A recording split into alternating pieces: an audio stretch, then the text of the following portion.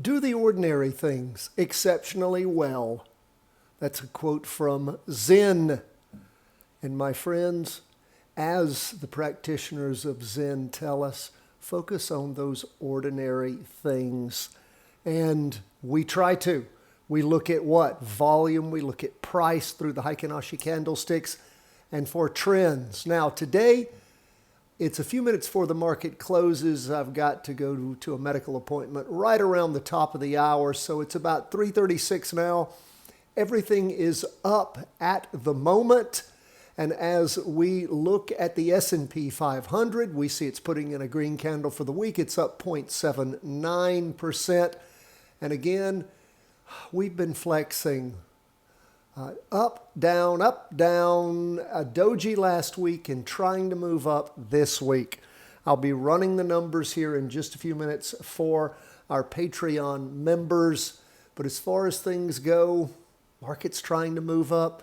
Look at this. We don't have any volume that's supporting that move. So unless the volume really, I'm saying we're not at average yet. Maybe tomorrow will be a big day. Maybe we'll get to a good, strong up move overall when it comes to volume, and that will cause us to jump into an up move. But again, we're just watching closely. You can see on the two-day chart, we've been below average on the last 3 two-day candles.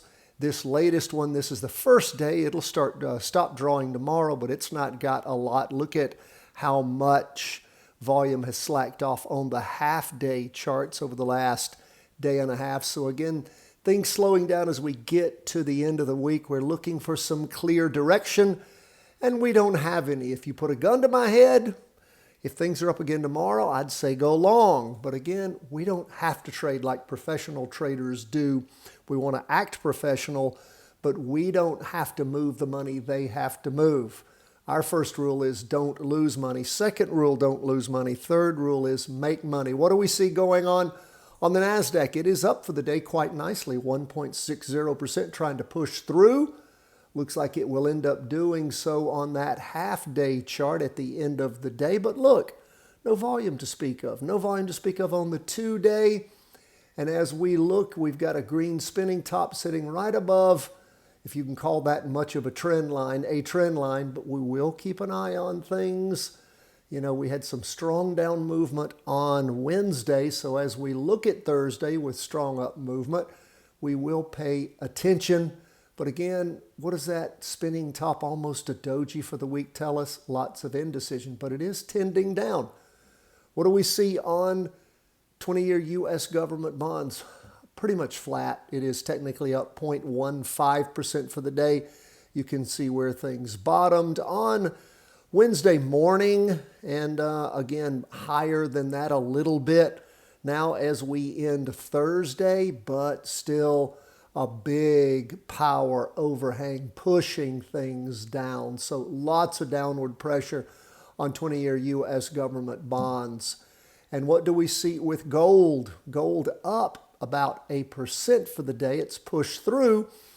For the last 3 days, the weekly trend line, the going down trend line, we could, of course, reset that on this little red spinning top. We've not done that yet.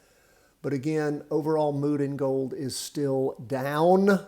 We are flexing somewhere, around this area where it's been before.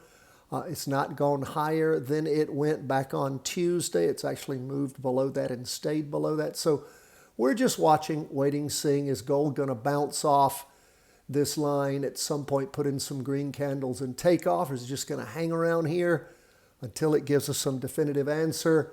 We don't have a call on gold except, of course, short, if you're in a short right now. But it wouldn't be bad if you'd pulled out, as we've talked about. What do we see lastly on Bitcoin? Hey, man, I am happy to see Bitcoin, pushing off this floor that we put in here that has been violated, and it's moved back above it, bouncing off it at this time. So that's interesting. Again, if Bitcoin really starts to accelerate right now, what do you see on the weekly? And the weekly's our big chart, right? You see a doji, means extreme indecision without any volume to fit in there. So We're just holding on Bitcoin, figuring out where it's going to go. If you ask me, hey, where's the mood? Well, the mood is still down. I wouldn't be going long on Bitcoin at this minute. I'd be happy to do so when it makes itself available, but that hasn't happened yet. That's where we are, folks. A lot of definite maybes, right? Well, sometimes the charts are clear. Other times they are murky. And when they're murky, we hang tight until they become clear. Sort of like a pilot, you know? You don't just keep taking off into the fog. What you try to do is you let that clear when you're flying VFR. And when it clears, you go. You don't take off into a thunderstorm. That is where we are, my friends, as we end the day, as we go into Friday.